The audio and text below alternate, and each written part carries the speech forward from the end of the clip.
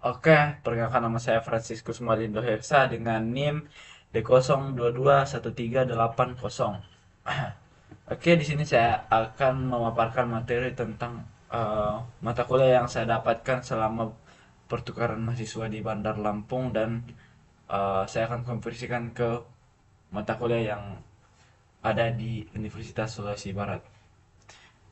Di sini saya akan membacakan laporan mata kuliah. Laporan pertama, minggu pertama yaitu kontrak kuliah. Minggu kedua DRP atau Discover Recovery Plan. Minggu ketiga yaitu Internet Security. Minggu keempat membuat Systematic Literature Review atau SLR. Minggu kelima SLR keamanan dalam sistem informasi. Minggu keenam keamanan web service. Minggu ketujuh manajemen keamanan data. Minggu kedelapan ancaman serangan cyber AI terhadap keamanan data. Minggu 9 UTS. Minggu ke-10 webinar nasional peluang dan tantangan mahasiswa IT di era society. Minggu ke-11 network security. Minggu ke-12 network security arsitektur. Minggu ke-13 network security data. Minggu ke-14 keamanan web service analysis. Minggu 15 standar manajemen keamanan data. Dan minggu ke-16 minggu terakhir yaitu UAS. Jadi saya akan menjelaskan apa itu pengertian internet security. Nah, internet security adalah langkah-langkah dan teknik yang digunakan untuk melindungi informasi pribadi, data, dan perangkat dari ancaman di dunia maya. Nah, ancaman ini dapat berupa virus, malware, peresetan, pencurian identitas, dan banyak lagi. Nah, mengapa internet security itu penting? Nah, internet security penting yaitu perlindungan data pribadi, melindungi informasi pribadi seperti nama, alamat, nomor telepon, dan informasi keuangan. Berikutnya, keamanan transaksi online, yaitu menjaga keamanan saat melakukan transaksi perbankan atau belanja online. Yang ketiga, perlindungan data malware, yaitu mencegah perangkat terinfeksi oleh virus, worm, trojan, dan jenis malware lainnya. Berikutnya itu mencegah pencurian identitas, menghindari penyalahgunaan informasi pribadi oleh pihak yang tidak bertanggung jawab. Nah, berikutnya itu ancaman terhadap internet security. Ancaman apa saja yang dapat uh, mengancam internet security? Ancaman pertama itu virus dan malware. Program jahat yang dapat termasuk atau mencuri data komputer. Yang kedua phishing. Yang ketiga peresatan atau hacking. Yang keempat ransomware. Yang kelima spyware.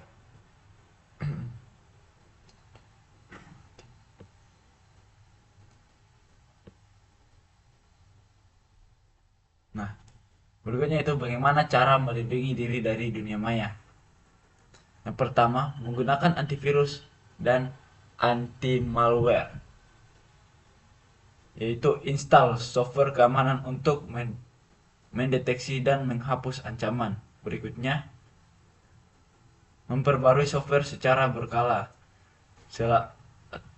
Selalu perbarui sistem operasi, browser, dan aplikasi untuk mengatasi celah keamanan.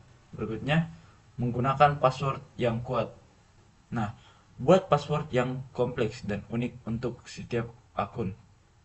Jadi misalkan kalau kita membuat setiap akun Google atau akun Facebook atau sejenisnya itu buat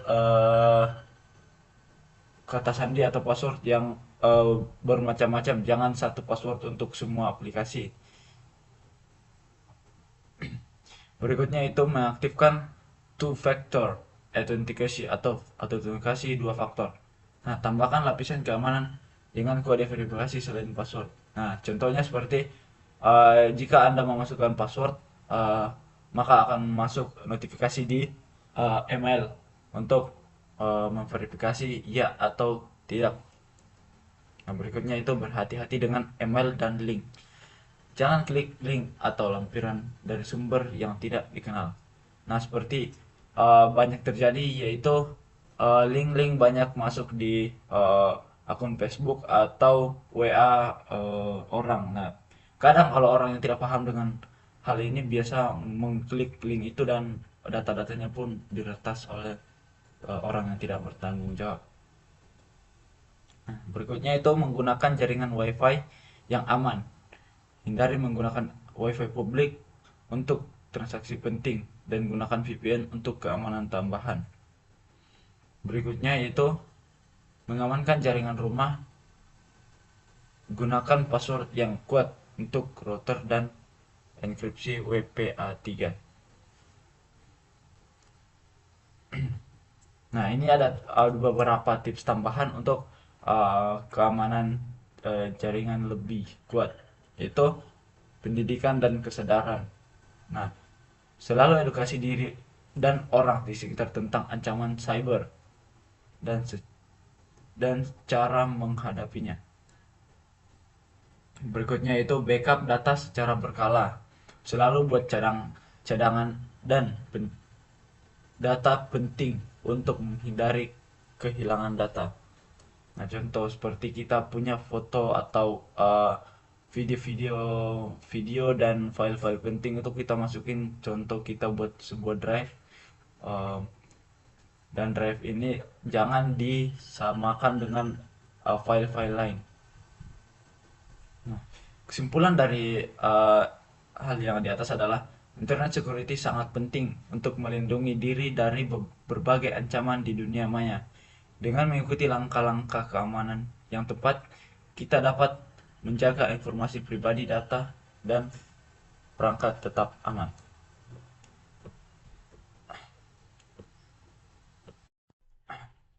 Oke, baik, selanjutnya di sini akan menjelaskan tentang pengertian Disaster Recovery Plan atau DRP. Nah, DRP ini adalah rencana tertulis yang menjelaskan keamanan suatu organisasi akan akan merespon memulihkan operasi setelah terjadinya gangguan signifikan atau bencana. Nah, gangguan ini berupa bencana alam, kebakaran, serangan cyber, kegagalan perangkat keras, atau insiden lainnya yang mengganggu operasi bisnis.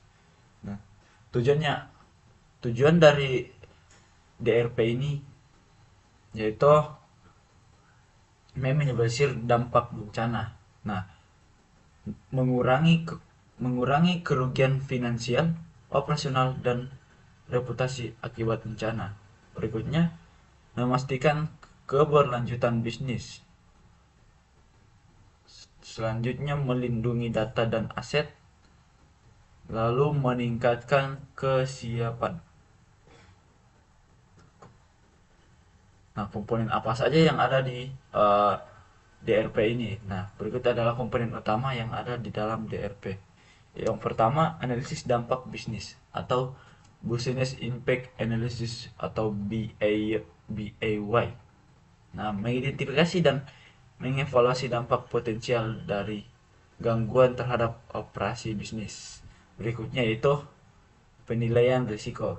Nah, mengidentifikasi ancaman dan kerentanan yang mungkin mempengaruhi operasi bisnis. Berikutnya itu strategi pemulihan. Mengembangkan strategi untuk memulihkan sistem data penting dalam waktu yang ditentukan. Berikutnya, peran dan tanggung jawab, menetapkan tim pemulihan bencana dan menguraikan tugas serta tanggung jawab mereka. Maka berikutnya ialah rencana komunikasi. mengembangkan protokol komunikasi untuk berkomunikasi dengan karyawan, pelanggan, vendor, dan pihak terkait lainnya selama bencana. Yang terakhir itu pengujian dan pemeliharaan, yaitu menguji rencana secara berkala untuk memastikan keefektifan dan memperbarui sesuai kebutuhan.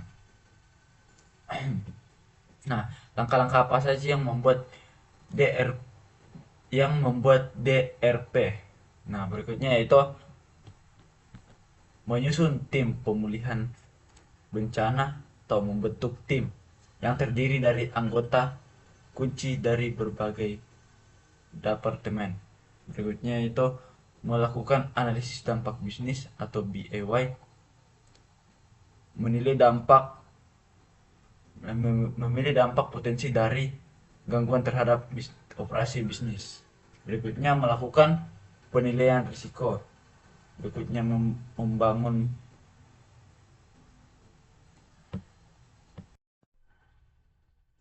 Berikutnya mengembangkan strategi pemulihan.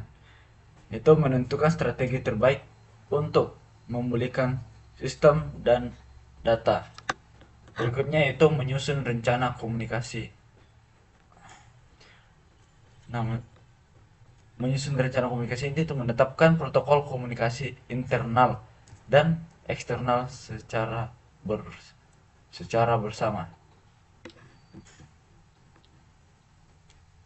Nomor 6, mengembangkan prosedur pemulihan, itu menyusun langkah-langkah detail untuk memulihkan operasi bisnis. Berikutnya menguji coba rencana secara berkala untuk memastikan kesiapan dan keefektifan. Berikutnya itu memelihara dan memperbarui rencana. Nah, memperbarui rencana secara berkala sesuai dengan pembaruan dalam bisnis atau teknologi. Berikutnya itu manfaat apa saja yang ada di DRP. Pertama itu mengurangi downtime. Nah, downtime ini mempercepat waktu pemulihan dan mengurangi periode tidak beroperasinya bisnis.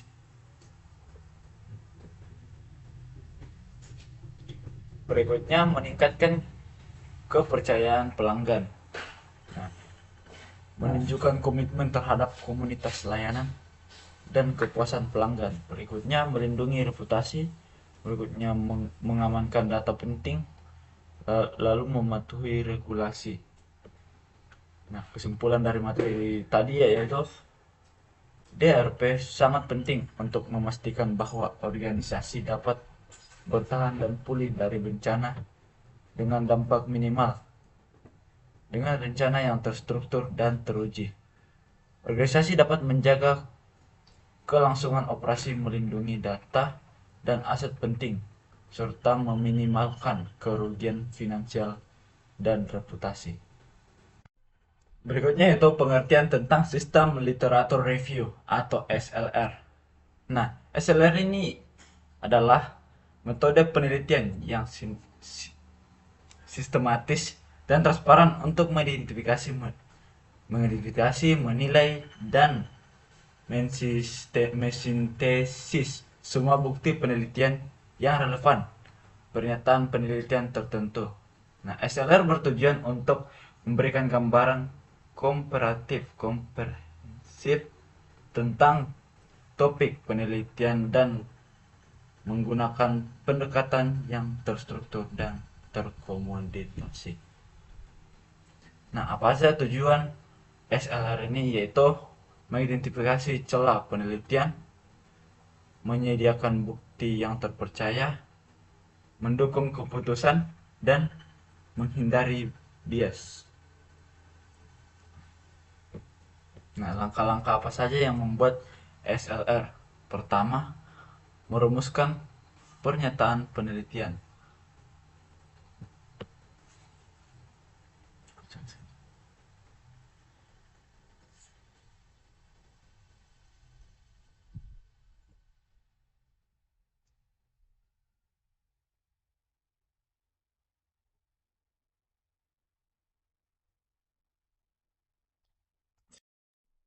Nah, dalam merumuskan pernyataan penelitian ini, kita tentukan pernyataan penelitian yang spesifik, terfokus, dan dapat dijawab.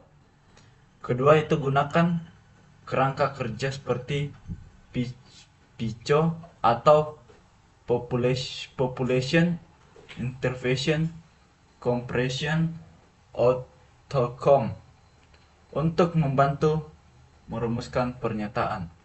Yang kedua itu menyusun protokol SLR. Nah, dalam menyusun protokol SLR ini ada dua, yaitu buat protokol yang mendetail tentang bagaimana SLR akan dilakukan, termasuk kriteria inklusi dan eksklusi, sumber data, dan metode analisis. Yang kedua, protokol harus didaftarkan di platform seperti Prospero untuk transparansi. Yang ketiga, melakukan pencarian literatur. Nah, dalam melakukan pencarian literatur ini ada tiga bagian, yaitu identifikasi database yang relevan. Misalnya nih, PubMed, Scopus, Web of Science. Yang kedua, gunakan kata kunci dan istilah pencarian yang dapat untuk menemukan studi yang relevan. Yang ketiga, rekam semua strategi pencarian dan hasilnya. Langkah yang keempat yaitu menyaring dan memilih studi. Tetapkan kriteria inklusi dan eksklusi untuk menyaring studi yang ditemukan. Yang kedua, lakukan penyaringan secara bertahap. Pertama, berdasarkan judul dan abstrak, kemudian teks lengkap. Yang ketiga, gunakan alat manajemen referensi untuk mengelola dan mengorganisir studi yang dipilih. Langkah kelima, menilai kualitas studi. Gunakan terlalu.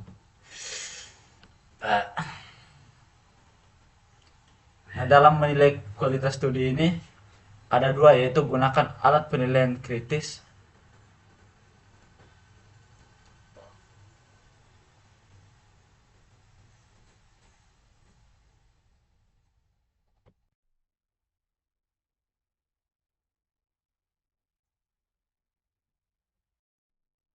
untuk langkah kelima itu menilai kualitas studi. Nah, dalam menilai kualitas studi ini ada dua bagian, yaitu gunakan alat penilaian kritis untuk mengevaluasi kualitas, metodologi, dan validitas studi yang dipilih. Yang kedua, contoh alat CAPS atau Critical Appraisal Skill Program atau Cochrane of Bias Tool. Untuk langkah yang keenam yaitu mengidentifikasi data. Ekstrak data penting dari setiap studi yang dipilih, termasuk informasi tentang metodologi, sampel, hasil, dan kesimpulan. Berikutnya itu gunakan formulir standar untuk memastikan konsentrasi. Nomor 7, mensintesis temuan. Nah, dalam mensintesis temuan ini ada dua bagian, yaitu sintesis naratif dan sintetis kuantitatif. Nah, dalam sintesis naratif ini menggambarkan temuan secara deskriptif dan mengidentifikasi pola atau tema. Nah, dalam sintesis kuantitatif ini atau meta analisis menggabungkan hasil statistik dari beberapa studi untuk menghasilkan estimasi efek gabungan. Yang kedelapan itu menyajikan dan melaporkan hasil. Nah, dalam penyajian ini ada tiga bagian, yaitu tulis laporan SLR dengan mengikuti pedoman laporan yang standar seperti Prisma atau Preferred Reporting Items for Systematic Reviews and Meta-Analysis. Yang berikutnya yaitu sertakan diagram dari Prisma yang menunjukkan proses penyaringan dan pemilihan studi. Yang terakhir,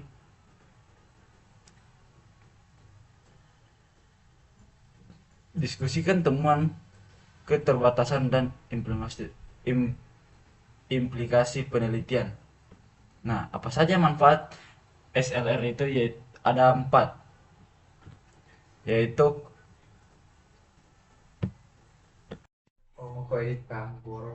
yang pertama yaitu komprehensif dan transparan, menyediakan gambaran menyeluruh dan dapat diulang oleh peneliti lain. Yang kedua, mengurangi bias. Nah, mengurangi bias ini menggunakan metode yang sistematis untuk meminimalkan bias dalam pemilihan dan analisis studi. Yang ketiga, mendukung pengambilan keputusan. Nah, memberikan dasar bukti yang kuat untuk kebijakan, praktik, dan penelitian lebih lanjut. Yang keempat, itu mengidentifikasi celah penelitian. Nah, dalam mengidentifikasi celah penelitian ini menunjukkan area yang memerlukan penelitian lebih lanjut. Nah, kesimpulan dari materi ini yaitu SLR adalah metode penting untuk mengumpulkan dan menganalisis bukti penelitian secara sistematis. Dengan mengikuti langkah-langkah yang terstruktur, peneliti dapat memastikan bahwa temuan mereka akurat, komprehensif, dan bebas dari bias. Nah, berikutnya saya akan menjelaskan tentang pengertian systematic literature review.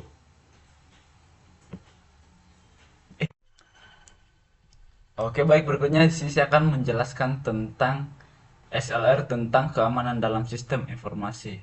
Nah, pengertiannya yaitu SLR adalah metode penelitian yang terstruktur dan transparan untuk mengidentifikasi, menilai, mensintesis bukti penelitian yang relevan dan pernyataan penelitian tertentu.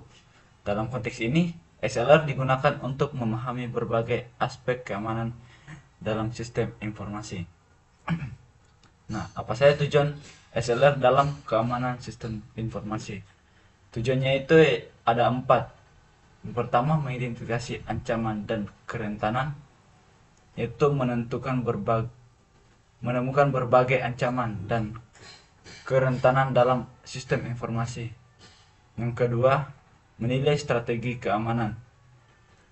Dalam menilai strategi keamanan ini itu mengevaluasi efektivitas berbagai strategi dan teknik keamanan yang digunakan. Yang ketiga, mengidentifikasi tren dan perkembangan. Nah, dalam mengidentifikasi tren dan perkembangan ini menemukan tren terbaru dan perkembangan dalam keamanan sistem informasi. Yang terakhir, menyediakan dasar penelitian lebih lanjut atau memberikan dasar untuk penelitian lebih lanjut dan pengembangan kebijakan. Nah, langkah-langkah apa saja langkah-langkah untuk melakukan SLR dalam keamanan sistem informasi? Yang pertama, merumuskan pernyataan penelitian. Nah, dalam merumuskan pernyataan penelitian ini ada 2 bagian, yaitu tentukan pernyataan penelitian yang spesifik dan relevan dengan keamanan sistem informasi. Yang kedua, contoh pernyataan. Apa saja teknik yang paling efektif untuk mengamankan data dalam sistem informasi? Yang kedua, yaitu menyusun protokol SLR. Nah, dalam menyusun protokol SLR itu terbagi jadi 2 bagian. Yang pertama itu buat protokol mendetail tentang bagaimana SLR akan dilakukan, termasuk kriteria inklusi dan eksklusi sumber data dan metode analisis. Yang kedua, protokol harus didaftarkan di platform seperti Prospero untuk transparansi. Nah,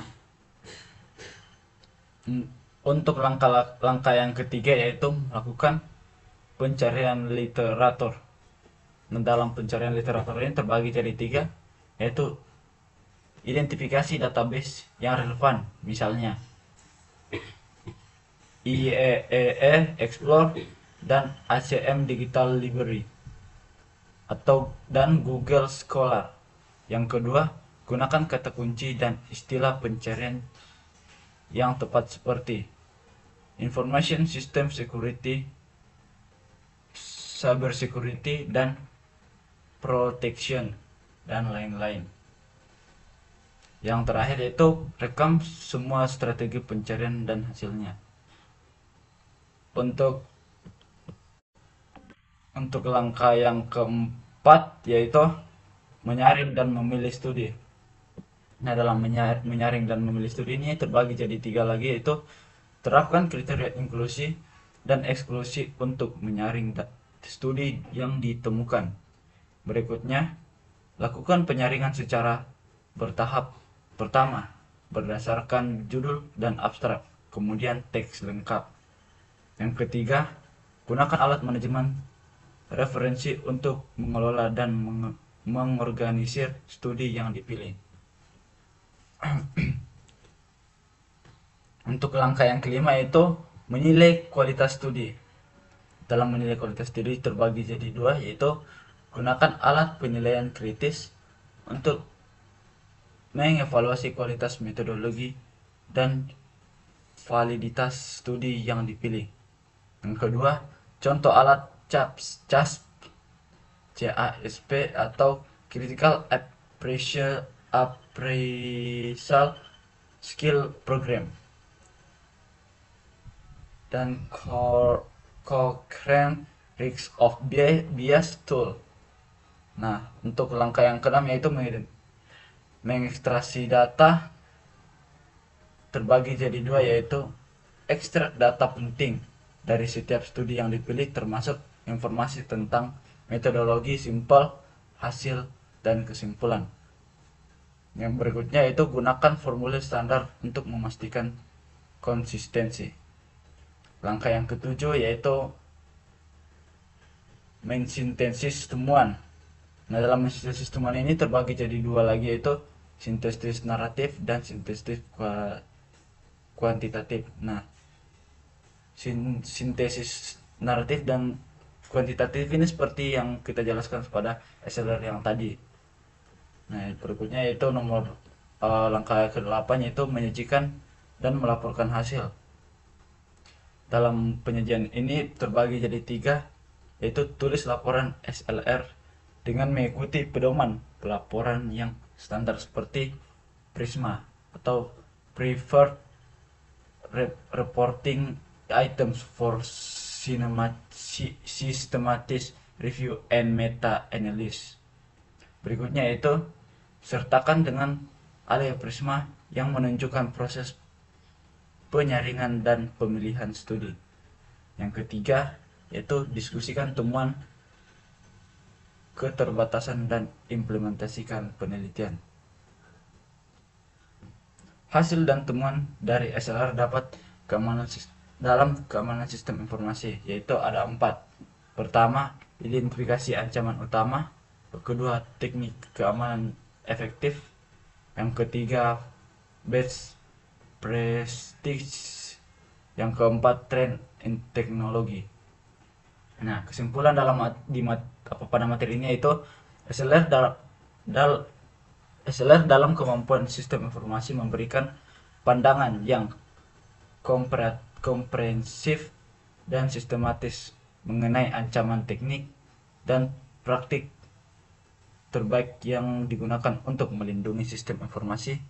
Dengan mengikuti langkah-langkah SLR, peneliti dapat menyusun bukti yang kuat dan bebas dari bias untuk mendukung keputusan berbasis bukti dan pengembangan kebijakan dalam keamanan sistem informasi.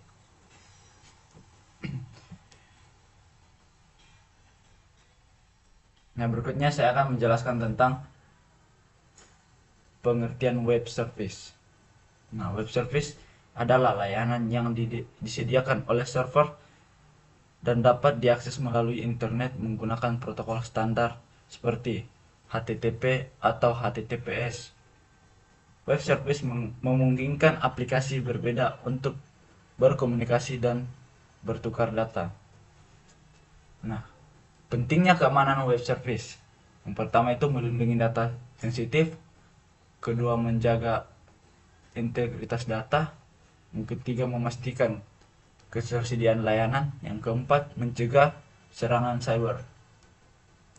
Nah, ancaman apa saja yang uh, mengancam keamanan sistem, keamanan web service? Nah, di sini ada 5 ancaman, yaitu serangan SQL injection atau penyerang memasukkan kode SQL berbahaya melalui input aplikasi untuk mengakses atau merusak database. Yang kedua, cross-site scripting atau XSS, menyerang menyuntikkan skrip berbahaya ke dalam web yang dilihat oleh pengguna lain. Berikutnya yaitu distributed denial of service atau DDoS, menyerang dan membanjiri server dengan lalu lintas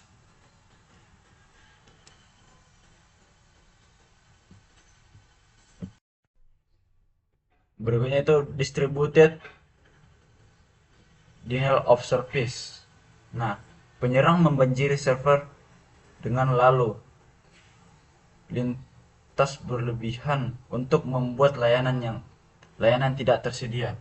Berikutnya, man in the middle atau MITM, penyerang menyadap komunikasi antara dua pihak untuk mencari atau mengubah data yang dikirim. Berikutnya yaitu serangan cross-site request forgery atau SCSRF. Penyerang memaksa pengguna yang diautentikasi untuk mengirim permintaan yang tidak diinginkan ke server. Nah, teknik keamanan web service yaitu ada 7. Yang pertama, autentikasi dan otorisasi. Nah, autentikasi sendiri yaitu verifikasi identitas pengguna menggunakan metode seperti username, password, token, atau sertifikat digital. Nah, otorisasi menentukan izin pengguna untuk mengakses sumber daya tertentu setelah mereka diautentikasi. Yang kedua adalah enkripsi. Enkripsi terbagi menjadi dua, yaitu transport layer security atau TLS, mengamankan data yang dikirim antara klien dan server dengan enkripsi. Yang kedua, enkripsi data end-to-end atau mengenkripsi data dari pengirim ke penerima tanpa bisa dibaca oleh pihak ketiga. Yang ketiga itu validasi input. Nah, validasi input ini terbagi menjadi dua, yaitu selalu validasi dan sanitasi input pengguna untuk mencegah serangan injeksi seperti SQL injection dan XSS. Kedua yaitu gunakan whitelisting daripada blacklisting untuk validasi input. Yang keempat, gunakan API gateway. Nah, API gateway itu mengelola dan mengamankan akses ke berbagai layanan backend, memberikan lapisan keamanan tambahan dengan fitur seperti rate limiting dan APK management. Yang kelima, keamanan komunikasi antar layanan.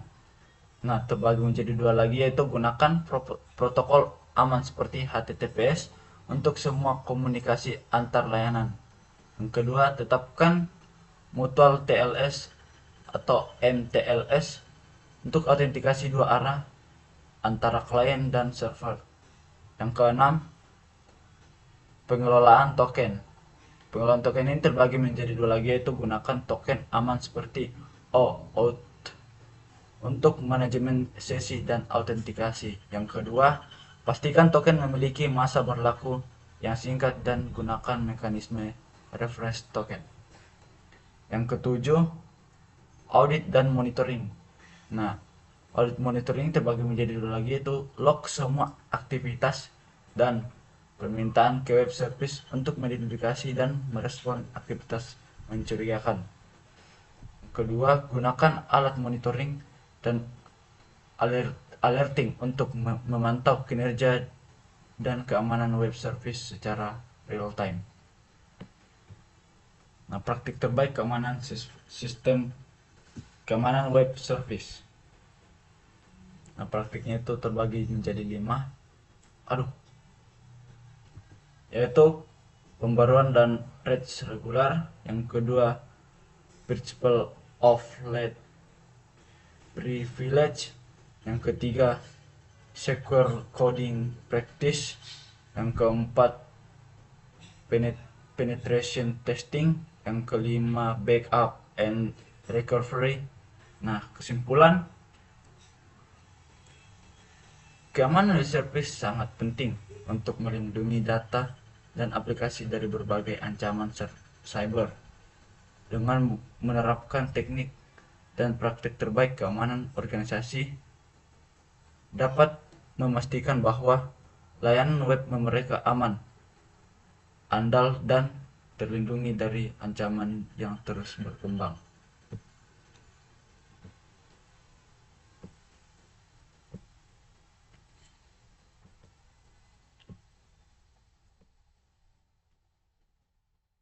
Nah, berikutnya saya akan menjelaskan pengertian manajemen keamanan data. Nah, manajemen keamanan data adalah serangkaian praktik, proses, dan teknologi yang dirancang untuk melindungi data dari akses yang tidak sah, kerusakan, atau pencurian. Ini mencakup semua langkah yang diambil untuk menjaga kerahasiaan, integritas, dan ketersediaan data sepanjang siklus hidupnya. Nah, tujuan manajemen keamanan data yaitu melindungi kerahasiaan data, itu mencegah akses yang tidak sah ke informasi sensitif. Yang kedua, menjaga integritas data, memastikan data tetap akurat dan tidak berubah tanpa izin. Yang ketiga, menjamin ketersediaan data, yaitu memastikan data tersedia bagi pengguna yang berwenang ketika diperlukan. Yang terakhir, mematuhi regulasi, memastikan kepatuhan terhadap undang-undang dan peraturan terkait perlindungan data. Nah, komponen utama untuk manajemen keamanan data yaitu kebijakan keamanan data terbagi menjadi itu definisi dan tujuan. Nah, definisi yaitu dokumen yang mendefinisikan aturan, prosedur, dan tanggung jawab terkait dengan keamanan data dalam organisasi. Tujuan yaitu memberikan panduan bagi karyawan tentang bagaimana data harus ditangani dan dilindungi. Yang kedua yaitu klasifikasi data. Nah, klasifikasi data tersendiri itu terbagi menjadi 2, yaitu definisi dan tujuan.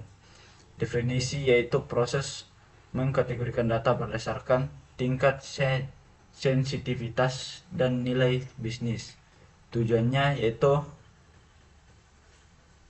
memungkinkan penerapan kontrol keamanan yang sesuai berdasarkan klasifikasi data. Misalnya, data publik, internal, dan rahasia.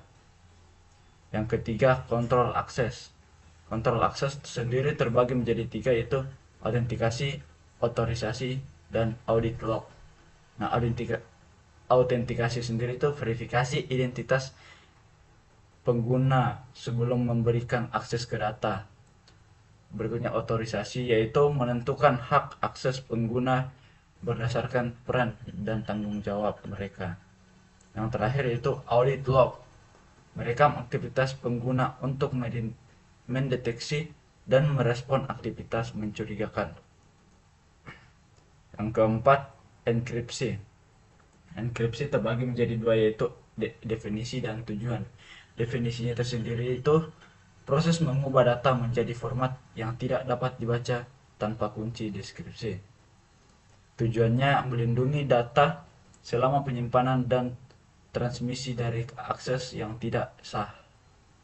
Yang kelima yaitu backup dan recovery. Nah, backup dan recovery ini terbagi menjadi 2 lagi, yaitu definisi dan tujuan. Definisinya yaitu proses membuat salinan data yang dapat digunakan untuk memulihkan data asli jika terjadi kehilangan atau kerusakan. Nah, tujuannya yaitu memastikan data dapat dipulihkan dengan cepat dan akurat setelah insiden keamanan atau bencana. Yang keenam, keamanan jaringan. Nah, keamanan jaringan terbagi menjadi tiga, yaitu firewall, intrusion detection prevention systems, dan VPN atau virtual private network. Nah, firewall sendiri itu mengontrol lalu lintas jaringan masuk dan keluar berdasarkan aturan keamanan yang ditentukan. Nah, berikutnya itu IDS atau IPS, mendeteksi dan mencegah aktivitas mencurigakan dari jaringan. Berikutnya VPN atau Virtual Private Network, mengamankan komunikasi jarak jauh dan enkripsi. Nomor 7 yaitu pendidikan dan pelatihan karyawan. Nah, definisinya itu program untuk meningkatkan kesadaran dan pengetahuan karyawan tentang praktik keamanan data. Tujuannya itu mengurangi risiko kesalahan manusia dan meningkatkan respon terhadap insiden keamanan. Langkah-langkah apa saja yang diterapkan dalam manajemen keamanan data? Nah, langkah pertama yaitu menilai risiko. Menilai risiko terbagi menjadi dua, yaitu identifikasi aset, data, dan ancaman yang mungkin. Yang kedua, evaluasi dampak potensial dan berbagai ancaman terhadap data.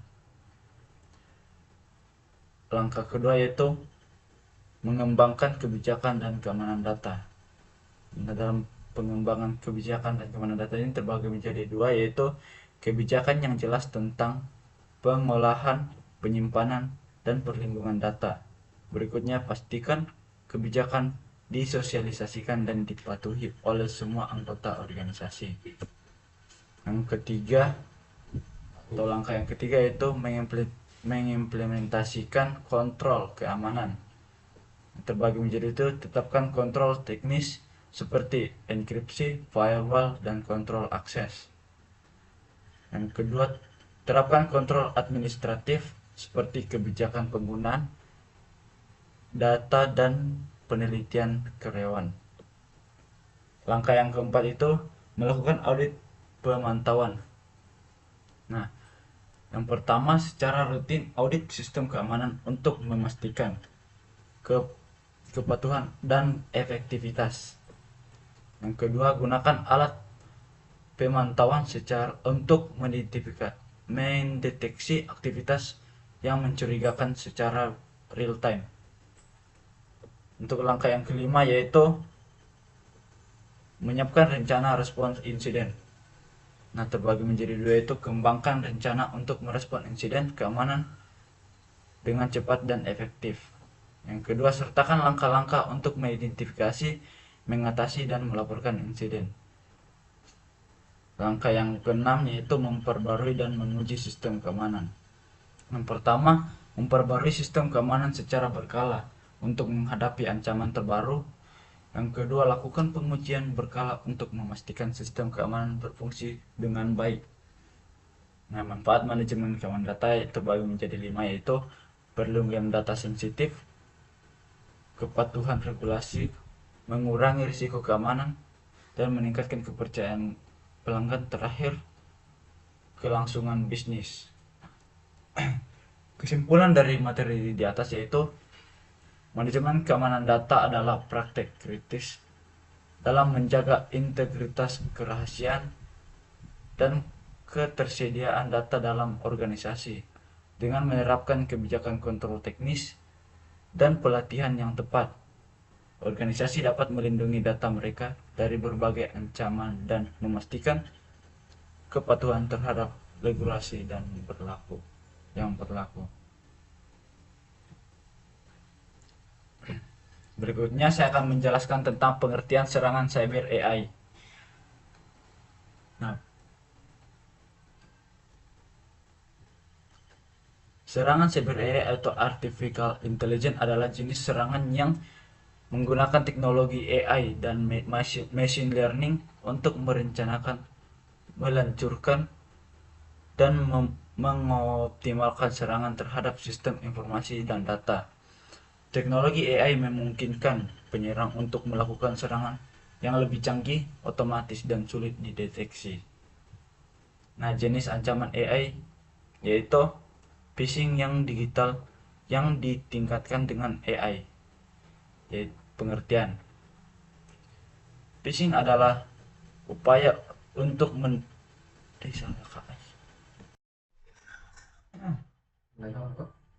Oke, yang pertama itu phishing yang ditingkatkan dengan AI. Nah, phishing adalah upaya untuk mendapatkan informasi sensitif seperti nama pengguna, kata sandi. Yang pertama itu phishing yang ditingkatkan dengan AI. Phishing adalah upaya untuk mendapatkan informasi sensitif seperti nama pengguna, kata sandi, dan detail kartu kredit dengan menyamar sebagai entitas terpercaya dalam komunikasi elektronik.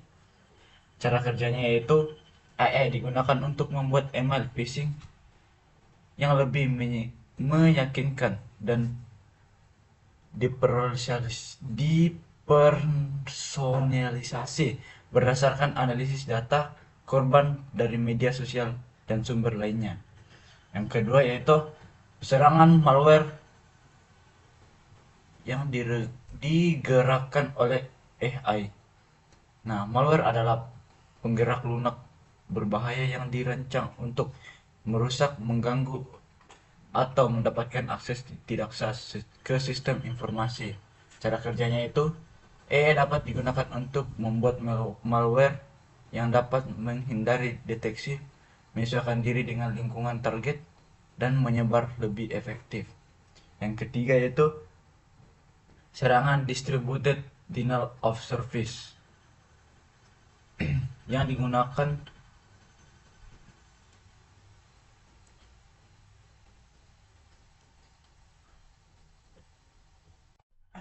yang ketiga serangan distributed denial of service atau DDoS yang ditingkatkan dengan AI. Nah, DDoS adalah serangan yang mencoba membuat layanan atau jaringan tidak tersedia dengan membanjiri sistem target dengan lalu lintas internet. Cara kerjanya yaitu AI digunakan untuk mengoptimalkan pola serangan dan menyesuaikan serangan secara real time untuk melewati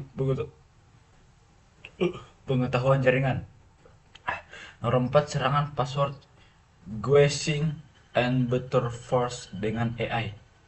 Nah, password guessing dan brute force adalah metode untuk mendapatkan kata sandi dengan mencoba berbagai kombinasi hingga menemukan yang benar. Cara kerjanya yaitu AI digunakan untuk menganalisis pola dan perilaku pengguna untuk memperkirakan kata sandi dengan lebih akurat dan efisien. Nomor 5, deepfake and social engineering.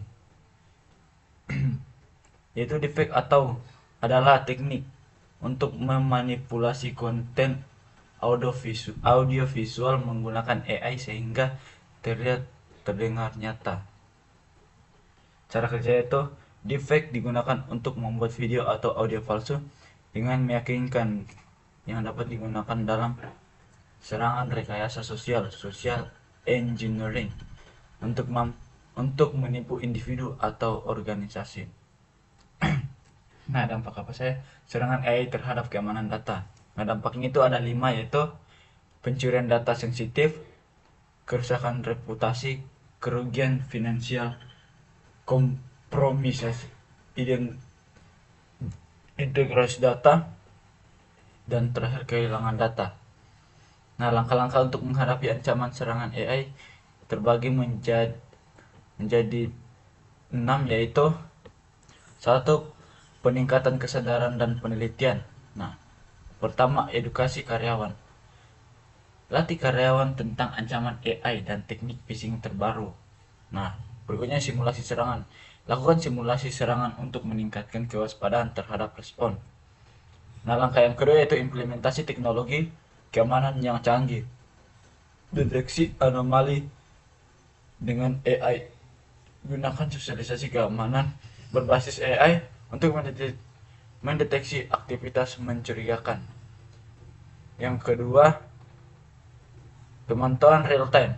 implementasikan pemantauan keamanan real time untuk mendeteksi dan merespons serangan dengan cepat. Yang ketiga, penguatan sistem autentikasi. Nah, terbagi menjadi itu yaitu multi factor authentication atau MFA. Terapkan MFA untuk menambah lapisan keamanan. Berikutnya itu penggunaan password manager. Gunakan pengolah kata sandi untuk membuat dan menyimpan kata sandi yang kuat dan unik. 4. Enkripsi data. Enkripsi data end-to-end. Pastikan data dienkripsi selama transmisi dan penyimpanan. Berikutnya itu regular encryption update. Itu selalu perbarui algoritma enkripsi untuk menghadapi ancaman baru. Berikutnya pembaruan dan patch reguler. Nah, yaitu update perangkat lunak, selalu perbarui perangkat lunak dan sistem operasi untuk memperbaiki celah keamanan. Yang berikutnya itu patch management, yaitu kelola dan terapkan patch keamanan dengan segera. Yang terakhir, rencana respon insiden. Nah, rencana respon insiden ini terbagi menjadi dua lagi, yaitu kembangkan rencana respon, siapkan rencana untuk merespon insiden keamanan cyber. Yang kedua, latihan berkala. Nah, itu lakukan latihan respon insiden secara berkala untuk memastikan kesiapan. Kesimpulan dari materi ini yaitu cyber yang memanfaatkan AI semakin canggih dan menantang, mengharuskan organisasi untuk meningkatkan langkah-langkah keamanan data mereka dengan memahami berbagai jenis ancaman AI dan menerapkan strategi pertahanan yang komprehensif. Organisasi dapat lebih baik melindungi data mereka dan memastikan kelangsungan bisnis di era digital yang semakin kompleks ini. Nah, berikutnya saya akan menjelaskan tentang pengertian keamanan jaringan. Keamanan jaringan adalah serangan kebijakan, praktik, dan teknologi yang digunakan untuk melindungi jaringan komputer dari akses yang tidak sah, penyalahgunaan, kerusakan, dan pencurian. Tujuan utama dari keamanan jaringan adalah memastikan kerahasiaan, integritas, dan ketersediaan data dan layanan. Tujuannya terbagi jadi 4, yaitu melindungi data dan informasi, menjaga integritas data, menjamin ketersediaan jaringan, dan memastikan regulasi. Nah, komponen utama yang ada di keamanan jaringan yaitu terbagi menjadi 7 bagian, yaitu pertama firewall. Nah, firewall tersendiri itu terbagi menjadi 3, yaitu fungsi, jenis, dan contoh. Fungsinya tersendiri itu mengontrol lalu lintas jaringan masuk dan keluar berdasarkan aturan keamanan yang ditentukan. Jenisnya itu jenis firewall, perangkat keras, dan perangkat lunak. Contoh, Cisco ASA dan pfSense. Yang kedua yaitu sistem deteksi dan pencegahan intrusi, IDS atau IPS. Nah, IDS yaitu Intrusion Detection System, atau mendeteksi aktivitas mencurigakan dan pelanggan kebijakan keamanan. IPS yaitu Intrusion Prevention System, untuk mencegah aktivitas mencurigakan dan memblokir serangan secara otomatis. Contoh Snort dan Suricata. Yang ketiga itu Virtual Private Network atau VPN. Pertama, fungsinya yaitu mengamankan komunikasi antara pengguna jarak jauh dan jaringan perusahaan melalui enkripsi. Jenisnya itu VPN berbasis SSL, VPN berbasis IPsec. Contohnya OpenVPN, dan Cisco AnyConnect. Yang keempat, keamanan Wi-Fi. Fungsinya itu melindungi jaringan nirkabel dari akses tidak sah dan serangan. Metodenya yaitu enkripsi WPA3, penggunaan SSID tersembunyi, dan kontrol akses MAC address. Contohnya yaitu Aircrack NG untuk audit keamanan. Berikutnya yaitu yang kelima, segmentasi jaringan. Nah, fungsi dari segmentasi jaringan itu memisahkan jaringan menjadi segmen-segmen yang lebih kecil untuk membatasi akses dan mengurangi risiko penyebaran serangan. Metodenya itu VLAN atau Virtual Local Area Network. Yang keenam, ada enkripsi data. Fungsinya yaitu melindungi data yang dikirimkan melalui jaringan dengan mengubahnya menjadi format yang tidak dapat dibaca tanpa kunci dekripsi. Metodenya yaitu enkripsi end-to-end, TLS, atau Transport Layer Security. Contohnya HTTPS dan SSL. Yang ketujuh yaitu control access. Fungsinya itu menentukan siapa yang diizinkan mengakses sumber daya jaringan dan pada tingkat apa. Metodenya itu ACL atau Access Control List dan autentikasi dua faktor atau 2FA. Contohnya itu LDAP dan Radius. Ancaman apa saja yang mengancam keamanan jaringan? Ya, ancaman pertama itu serangan malware. Nah, perangkat lunak berbahaya yang dirancang untuk mengganggu atau mendapatkan akses tidak sah ke sistem komputer. Jenisnya yaitu virus, worm, ransomware, dan spyware. Yang kedua itu serangan DDoS. Nah, serangan DDoS ini adalah upaya untuk membuat layanan atau jaringan tidak tersedia dengan membanjiri sistem target dengan lalu lintas internet. Tujuannya yaitu menyebabkan downtime dan gangguan layanan. Serangan yang ketiga yaitu serangan phishing. Nah, upaya untuk mendapatkan informasi sensitif dengan menyamar sebagai entitas terpercaya dalam komunikasi elektronik. Tekniknya yaitu email phishing dan spear phishing. Nah, gangguan yang keempat itu serangan man in the middle. Yang pertama penyerangan menyadap komunikasi antara dua pihak untuk mencuri atau mengubah data yang dikirim. Tujuannya yaitu untuk mencuri informasi sensitif seperti kredensial login. Nah, untuk serangan yang kelima itu adalah serangan zero day. Nah, serangan zero day adalah eksploitasi ketentuan perangkat lunak yang belum diketahui atau belum diperbaiki oleh vendor. Dampaknya itu kerusakan atau pencurian data sebelum data patch atau perbaikan.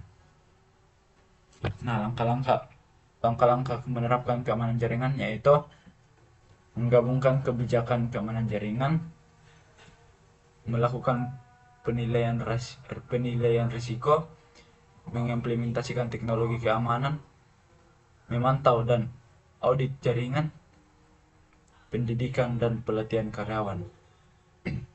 Dan yang terakhir yaitu rencana respon insiden. Kesimpulannya yaitu keamanan jaringan adalah aspek kritis dalam melindungi data dan sistem dari berbagai ancaman cyber dengan mengembangkan kebijakan yang komprehensif, mengimplementasikan teknologi keamanan canggih, dan melakukan pemantauan serta pelatihan yang kontinu. Organisasi dapat memastikan bahwa jaringan mereka aman dan terlindungi dari ancaman yang terus berkembang.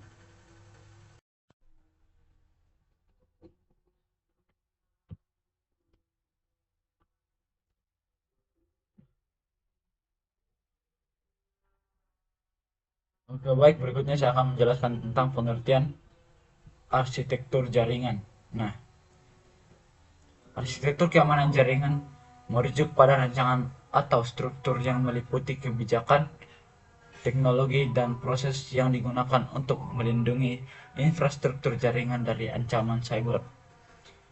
Ini mencakup rancangan dan implementasi sistem keamanan untuk memastikan bahwa jaringan komputer dan data yang ditransmisikan di dalamnya tetap aman dan terlindungi.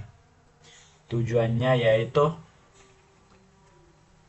melindungi data dan informasi, mencegah serangan sistem, menyediakan akses yang aman, dan kepatuhan dan audit.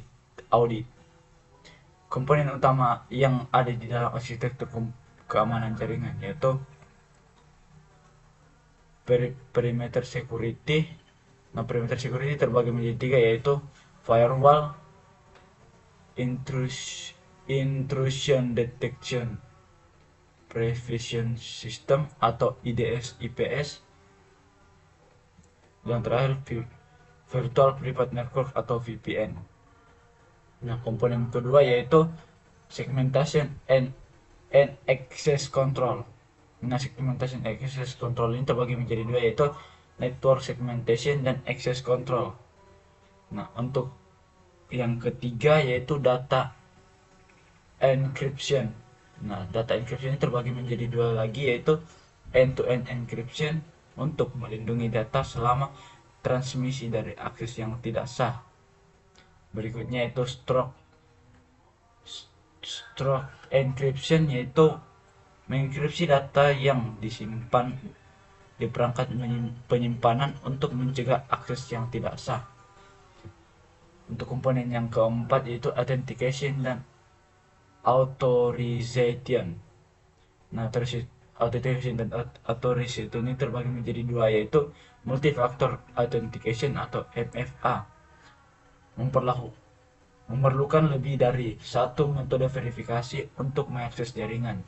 Dan yang kedua itu role based access control atau RBAC, memberikan hak akses berdasarkan peran dan tanggung jawab pengguna. Komponen yang kelima itu network monitoring and logging.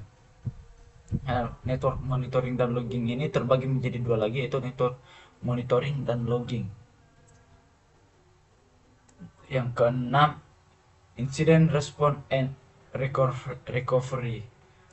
Nah, incident response dan recovery ini terbagi menjadi dua, yaitu incident response plan dan backup and recovery. Yang ketujuh, komponen yang ketujuh yaitu resource wireless network. Nah, resource wireless network ini terbagi menjadi satu, yaitu Wi-Fi security, mengamankan jaringan nirkabel dengan enkripsi dan kontrol akses yang tepat. Nah, strategi implementasi arsitektur keamanan jaringan. Yang pertama itu evaluasi risiko, terbagi menjadi dua, yaitu identifikasi aset kritis dan potensi ancaman terhadap jaringan. Yang kedua, evaluasi dampak dan kemungkinan ancaman untuk menetapkan potensi keamanan. Yang kedua, perencanaan keamanan. Perencanaan keamanan yaitu rancang arsitektur keamanan yang sesuai dengan kebutuhan dan risiko organisasi. Yang kedua, tentukan teknologi keamanan yang akan diimplementasikan di berbagai titik dalam jaringan. Yang ketiga, implementasi teknologi keamanan terbagi jadi dua lagi, yaitu pasang dan konfigurasikan firewall, IDS, IPS, VPN, dan alat keamanan lainnya. Yang kedua, terapkan enkripsi untuk melindungi data sensitif selama transmisi dan penyimpanan. Yang keempat, pengawasan dan audit. Yang kelima, pendidikan dan pelatihan. Yang keenam, pengujian dan pembaruan. Dan manfaat apa saja yang kita dapat dari arsitektur keamanan jaringan? Yang pertama, perlindungan yang ditingkatkan, yaitu menyediakan lapisan perlindungan tambahan terhadap serangan cyber. Terus keputusan membantu organisasi memenuhi standar keamanan dan regulasi yang berlaku. Berikutnya, ketersediaan layanan. Ketersediaan layanan yaitu menjaga ketersediaan sistem dan layanan yang kritis. Yang terakhir, efisiensi operasional, mengurangi risiko insiden keamanan yang dapat mengganggu operasi organisasi.